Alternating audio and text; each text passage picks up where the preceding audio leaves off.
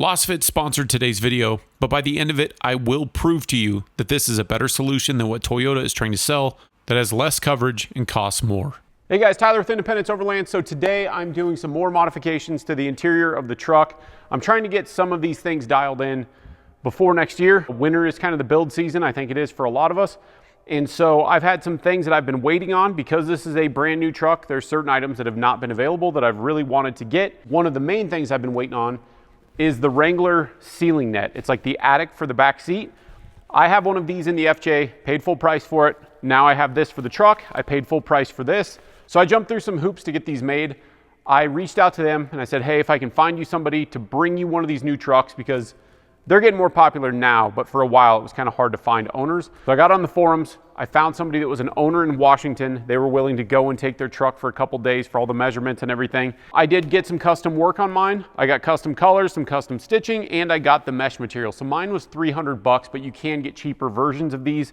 I know that sounds expensive, but this is a handmade thing in the United States.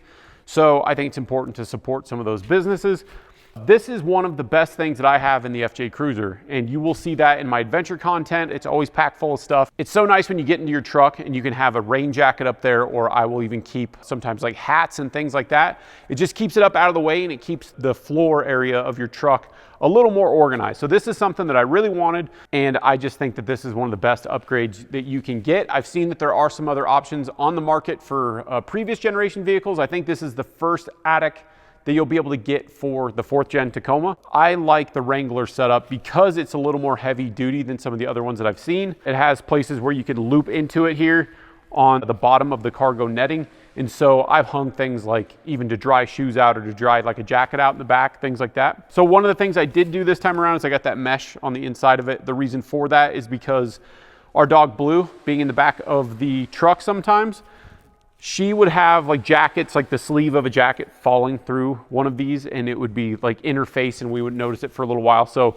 it was just one of those little things that I thought that getting the mesh is probably the better idea. I wouldn't say it's necessary, but I do think that it's a nice thing to have. As far as the installation process on these nets go, in my FJ, I had to drill some holes. This one's a little more user-friendly. You just have to take some plastic panels off, which looks pretty easy.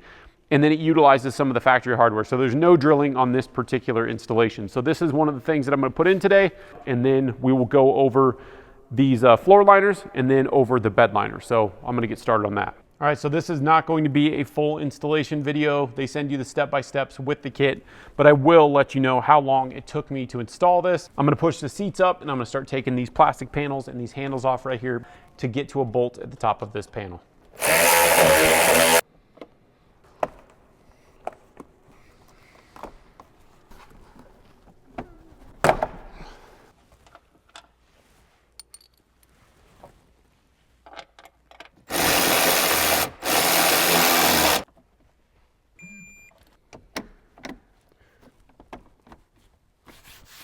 There is a tool list for this whole project that comes with these nets. So you'll know everything you need before you even get started. It's a very basic tool set. You don't need all the electric stuff like I've got. Just makes your life a little easier. All right, side one is done. I'm gonna do side two real quick. Well, my headliner, now that I'm looking at it with a flashlight, is incredibly dirty. The black is nice in the interiors of these for some things, and for other things, not so much. All right, so the next process is to pop these out, and all we have to do is flip them upside down. So that should be pretty easy.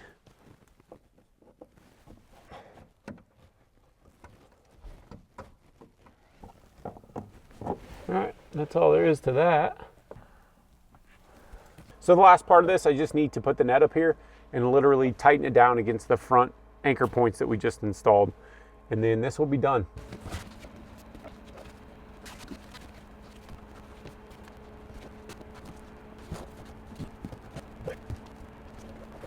Sorry, I'm backlit pretty bad right now, but this net is awesome. The way the headliner on the back goes up now, or maybe it did in the 3rd gen too, it goes up quite a bit. So it gives me a little bit more storage up in this net. One downside is you are gonna lose a lot of your light out of your rear dome light with this.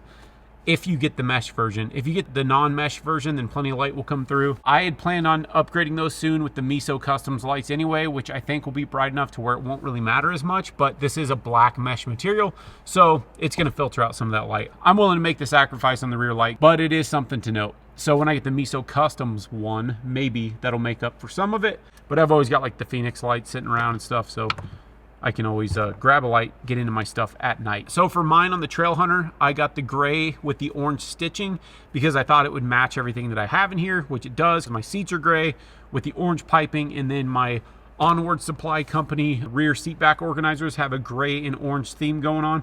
So I just want it to match up pretty well, and I think that it does the job. And so things like this, like I've always got like a sweatshirt. There's just a fleece.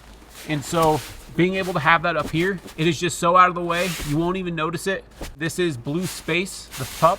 This takes a little bit of her head space away, but I don't think it's gonna be too bad because normally she's either looking forward or she's sleeping back here or her head's out the window. If I need to snug this up a little bit more, I will. So whether it's a short or a long trip, we always end up using this thing whenever we're in the FJ. It is just so nice. Right away, jackets go up there because it just makes your interior so much more organized. So I'm stoked to finally have this thing. Finally, it's only been a couple months, but I've really missed it in this truck. So that's that upgrade. I'm going to wrap these up to where these aren't hanging down anymore, and then we will move on to the floor liners. So my truck came with the Trailhunter floor liners.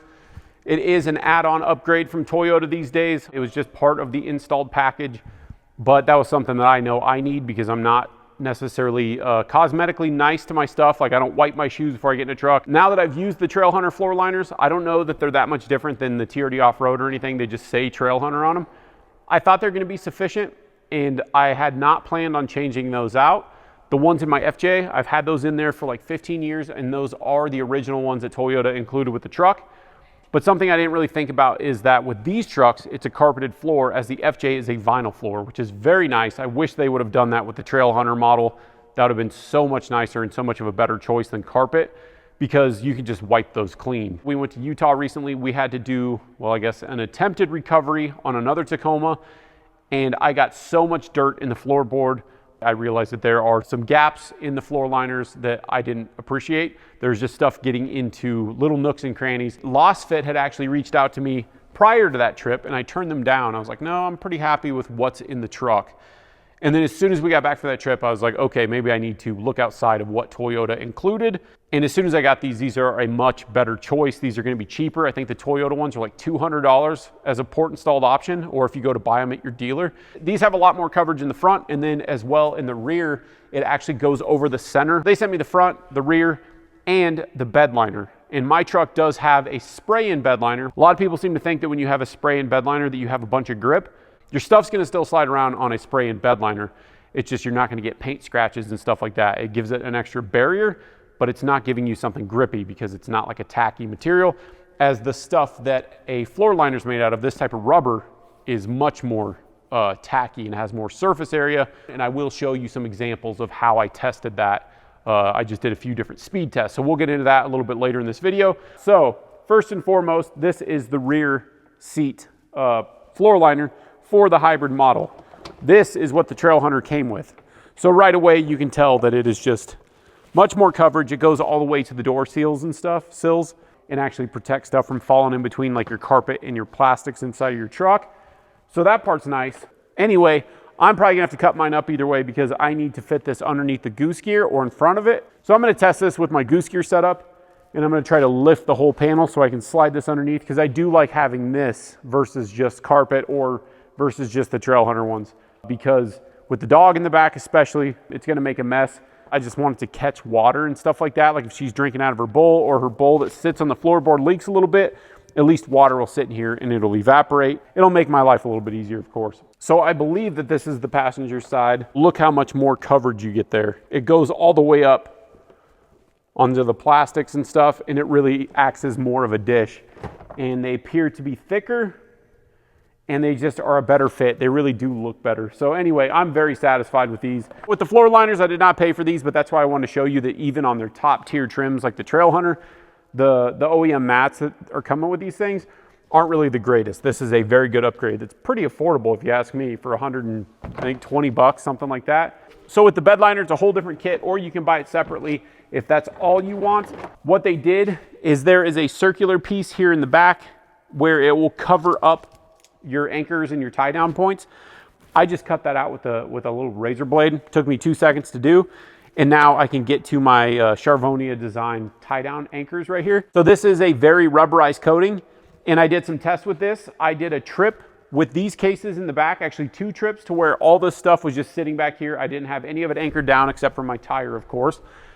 And it was amazing how much my stuff stayed in place. So with this bed mat in here, if I hit my brakes, my stuff will move a little bit, but it's far better than the spray and bed liner. So I did some testing just out here in front of the shop, and I basically got to 25 miles an hour, slowed down really fast, got to 15 miles an hour, slowed down really fast. It was a really basic test, but I put an action camera up. That way you guys could see how much it actually works, and it really does work, and it works well.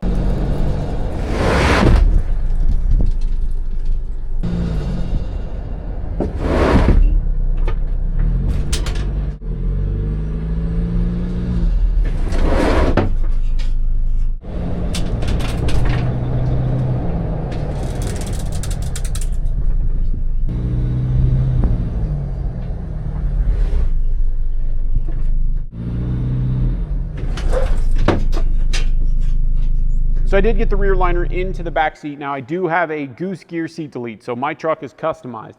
So if you don't have that, this will go right in, no problem. For any goose gear guys that might be watching this, I trimmed these 2 corners off on each side. I've got some wiring that I've led underneath the goose gear system. So this gives a little bit of room for my wiring to not be obstructed by the liner. 4 bolts on the goose gear system, and I was able to lift it slightly to stuff some of that under it. But because floor liners have these little teeth that dig into the carpet to keep them still, it's really hard to get it under there. I just trimmed this off because this big lip right here to catch water, it wasn't gonna work. So I don't intend on having water right there. That's for like muddy shoes and stuff like that. Won't be the case for mine, but it still has a center tunnel protection right there now. So the Lasfit liners are much better than the factory ones. The bed liner was awesome, stopping my Pelicans from moving around. My battery in the back even, I didn't have that anchored down. I've basically been testing this kit for a month now. More things that I've done just to make this truck, a better adventure truck. So I'll put links for both those things below, as well as some of the other things that I've done to this truck in the bed here and up front. And I'll put some links for other videos for you guys that might be new to the channel. I've done all sorts of videos on this already, so you can go check those out. All right, so those are my upgrades for this week's video. Thank you guys so much for watching. Until next time.